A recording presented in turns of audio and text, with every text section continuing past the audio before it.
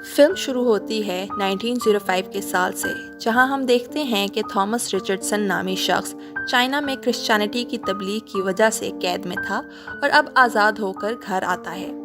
इधर वो अपने फादर को परेशान और टूटा हुआ पाता है, जिसकी वजह उसकी बहन जेनिफर की किडनैपिंग होती है। जेनिफर की तरफ से भेजे एक लेटर से उसे पता चलता है कि वेल्श आइलैंड पर एक कल्ट रहता है जिन्होंने जेनिफर को पैसों की खातिर किडनैप किया है। थॉमस उसको बचाने वेल्श आइलैंड जाने की ठानता है और उसके लिए ट्रेन का सफ़र करके उस जगह पहुंचता है जहां से वो बोट पर सवार होकर वो उस आइलैंड पहुंचेगा। वहां से देखता है कि उसकी टिकट बाकी सब की टिकट से अलग है और वो बड़ी अक्लमंदी से अपना टिकट दूसरे पैसेंजर के साथ एक्सचेंज कर लेता है और बोट पर चढ़ते हुए वो देखता है कि जिस पैसेंजर के साथ उसने टिकट एक्सचेंज किया था उसके सामान पर निशानी लगाई गई है। फिर सफ़र के बाद आइलैंड पर उतरते हुए वो देखता है कि उस पैसेंजर को कुछ बंदों ने घेरा हुआ है। आइलैंड के अंदर पहुंचने पर न्यू कमर्स को एक बॉटल दी जाती है, लेकिन थॉमस को उसकी समझ नहीं लगती। अगली सुबह आइलैंड के लीडर के बुलाने पर सारे विलेजर्स और थॉमस चर्च जा रहे होते हैं कि कुछ लोगों को थॉमस उसी पैसेंजर को एक घर में ले जाते देखता है। चर्च में आइलैंड का लीडर मैल्कम विलेजर्स को आइलैंड की डिस्कवरी की स्टोरी सुनाता है और बताता है कि कैसे वो और उसके दोस्त क्विन और फ्रैंक गवर्नमेंट से बचकर इस आइलैंड पर आते हैं और आइलैंड की गॉडेस से भी मिलते हैं। मैल्कम ये भी जताता है इस आइलैंड पर कोई सख्तियां नहीं और सब फ्री हैं और आइलैंड के लोगों के लिए मैल्कम उनका प्रॉफिट है। इस सेशन के ख़त्म होने के बाद मैल्कम, क्विन और फ्रैंक उस पैसेंजर से मिलने जाते हैं जिन्हें पैसों के लिए ऑलरेडी बहुत टॉर्चर किया जा चुका होता है। उसके सामान से पैसे ना निकलने पर उनको अंदाज़ा होता है कि ये गलत बंदा पकड़ा गया है, इसलिए वो उसकी गर्दन काट देते हैं और इस बात का जिक्र करते हैं कि उनके बीच कोई इंट्रूडर घुस आया है।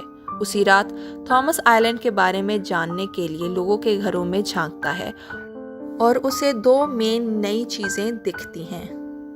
एक ये कि लोग अपना खून निकाल कर बॉटल्स में डालते हैं और दूसरा मैल्कम के घर के नीचे से एक बेसमेंट में पैसेज है जिसमें वो मैल्कम को जाता देखता है और साथ ही उसको फ्रैंक के बेटे जेरेमी और क्वीन की बेटी फिफियन के अफेयर का भी पता चलता है। जब वो घर पहुंचता है तो हर किसी के दरवाजे पर खून से भरी बोतल्स देखता है और अपने नेबर्स की बोतल से अपनी बोतल में थोड़ा खून शिफ्ट कर लेता है और अपने डोर पर रख देता है। वो अंदर जाकर वहाँ की बाइबल से एक पेज लेकर विलेज का मैप बनाता है। अगली सुबह थॉमस जेरेमी से हेल्प लेता है, जिससे पहले तो जेरेमी नहीं मानता, मगर जब थॉमस उसके अफेयर का बताकर ब्लैकमेल करता है तो वो मान जाता है। थॉमस को आइलैंड के बारे में पता चलता है कि एक गॉडेस आइलैंड को फर्टाइल रखती है जिसके लिए उसे खून देना पड़ता है, मगर कुछ अरसे से आइलैंड में कुछ प्रॉब्लम्स चल रहे हैं जिसकी वजह से ना तो नई घास उग रही है और ना एनिमल्स तंदुरुस्त रह सकते हैं और ना ही अब आइलैंड पर जिंदा बच्चे पैदा होते हैं। इसलिए अब आइलैंड वालों को गुजर बसर के लिए सामान दूसरी जगह से लेना पड़ता है और इस सब के लिए पैसे चाहिए और इसी मकसद के लिए उन्होंने जेनिफर को किडनैप कर रखा है। थॉमस जेरेमी से सिक्रेसी का वादा लेता है और उसको अपनी मदद का भी मनवाता है। उसी वक्त मैल्कम न्यू कमर्स को चर्च बुलाता है ताकि असली इंट्रूडर का पता चल सके और इस पर्पस के लिए वो सबसे आइलैंड के रूल्स और बाइबल में लिखी चीज़ें पूछता है। अब थॉमस को इन सब का कुछ नहीं पता था, इस वजह से वो एक नाइफ तैयार रखता है कि मैल्कम जब उसके पास आए तो वो उसे मार सके। मगर न्यू कमर्स में किंग की तरफ से मैल्कम को मारने के लिए असैसिन भी होता है। जब वो मैल्कम को मारने लगता है तो थॉमस आगे बढ़कर उसे बचाने की कोशिश करता है। इस कोशिश में वो जख्मी हो जाता है और वो असैसिन मैल्कम के गार्ड्स के हाथों मारा जाता है। थॉमस को मैल्कम अपने घर लेकर जाता है और अपनी बेटी एंड्रिया को थॉमस का जख्म स्टिच करने का कहता है। मैल्कम अपना खून बहाकर थॉमस को ब्लड ओथ देता है क्योंकि थॉमस ने उसकी जान बचाई थी। उस रात मैल्कम अब इंट्रूडर को ढूंढने के लिए जेनिफर की पूरे विलेज में ये कहता परेड करवाता है कि ये एक स्पाई है जो हमारी कम्युनिटी को करप्ट करने आई है और इसका साथी भी यही है और अगर वो बाहर ना आया तो वो जेनिफर को मार देंगे। लेकिन ये सब सुनने और देखने के बाद भी थॉमस सामने नहीं आता। सुबह होती है और हम देखते हैं कि जेनिफर को विलेज की एंट्रेंस पर बिठाया गया है और बच्चे उसके साथ टॉय की तरह खेल रहे हैं। तभी एंड्रिया उसके लिए खाना लेकर आती है और बच्चों को वहां से भगा देती है। मैल्कम प्लान बनाता है कि रात को जब सब फेस्टिवल में होंगे तो वो न्यू कमर्स के रूम की तलाशी लेगा। رات ہوتی ہے تو تھامس جیرمی کی ہیلپ سے میلکم کے گھر سے جاتی غار میں گھستا ہے، جبکہ پیچھے میلکم، کوئن اور فرینک کمرے کی تلاشی میں کچھ نہ ملنے پر واپسی جانے ہی لگتے ہیں کہ تھامس کا بنایا میپ دیکھ لیتے ہیں، جس سے ان کو پتہ چلتا ہے کہ تھامس غار میں ہے۔ کوئن اور میلکم غار کے دونوں دروازوں کو گارڈ کر رہے ہوتے ہیں اور فرینک غار کے اندر جاتا ہے۔ ساری طرف سے پھنسنے کی وجہ سے تھامس غار کے نیچے خون سے بھری نالی میں چھپتا ہے اور وہی ایک خون میں کورڈ خوفناک عورت کو دیکھتا ہے اور وہاں سے بھاگ نکلتا ہے اور غار میں دوسری طرف جاتا ہے جہاں گاڈس سے ریلیٹڈ کچھ سمبل ہیں۔ دوسری طرف ہم دیکھتے ہیں کہ میلکم نے گاڈس کو اپنے لالچ میں قید کر رکھا ہے اور گاڈس کی گارڈنگ کے لیے گرائنڈر کو رکھا ہوتا ہے اور وہ سیک میں بندی جینیفر کو لاگتا نظر آتا ہے۔ تھامس رات غار میں گزارتا ہے اور اس کی آنکھ اینڈریا کے آنے پر کھلتی ہے۔ اینڈریا تھامس کو کپڑے دیتی ہے اور اس کے کپڑے چینج کرتے ہوئے اس کے بیک پر کچھ نشان دیکھتی ہے، جس پر تھامس اس کو اپنی زندگی کی کہانی سناتا ہے کہ کیسے وہ چائنا کرسچینٹی کی تبلیغ کرنے گیا تھا، مگر انہوں نے اس کو بہت ٹارچر کیا اور وہ بچنے کے لیے بہت دعائیں کرتا ہے، لیکن اس کو بچایا نہیں جاتا، جس سے اس کا گاڈ پر ایمان ختم ہو جاتا ہے۔ وہ کہتا ہے کہ اس وقت سب نے اس کو چھوڑ دیا تھا، گاڈ نے بھی، سوائے جینیفر کے، اس لیے اب وہ بھی کبھی اس کا ساتھ نہیں چھوڑ سکتا۔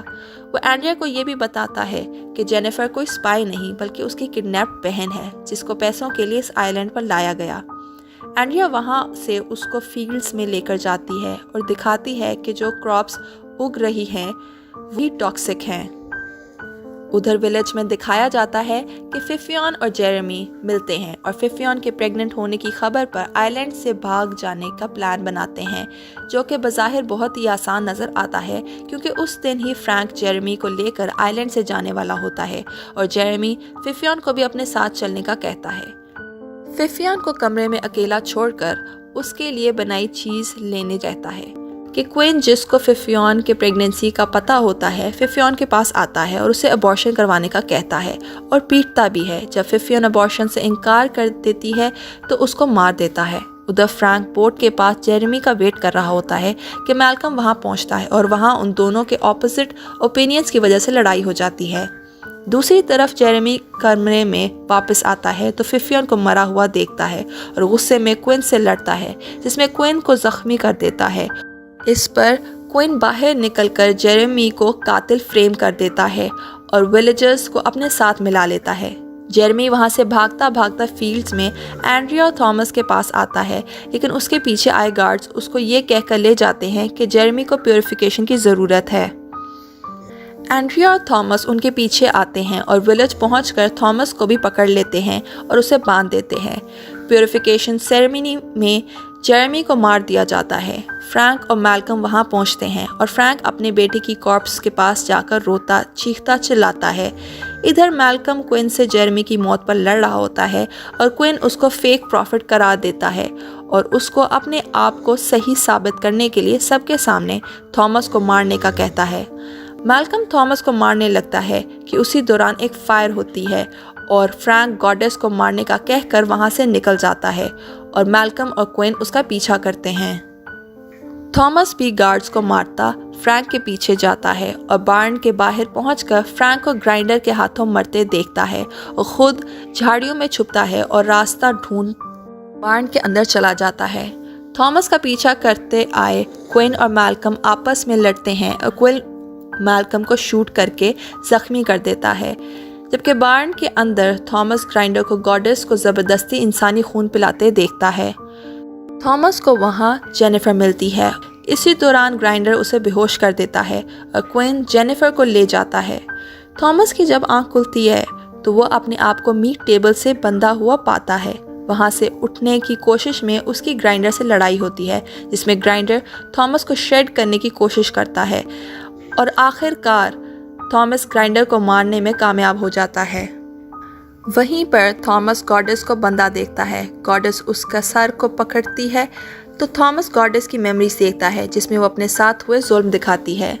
ادھر کوئن جینیفر اور اینڈریا کو قید کرتا ہے اور بتاتا ہے کہ وہ لیڈرشپ کا حقدار تھا کیونکہ اس نے ڈسکور کیا تھا آئی لینڈ کی گاڈس کیا کر سکتی ہے اور وہ ہی گاڈس کو فیڈ کرتا رہتا ہے، اور یہ ساری باتیں ہوش میں آیا میلکم سن رہا ہوتا ہے۔ बार्न में थॉमस गॉडेस के कहने पर उसको आज़ाद करने के लिए इस आग लगा देता है, जिसकी वजह से आहिस्ता आहिस्ता विलेज भी जलने लग जाता है।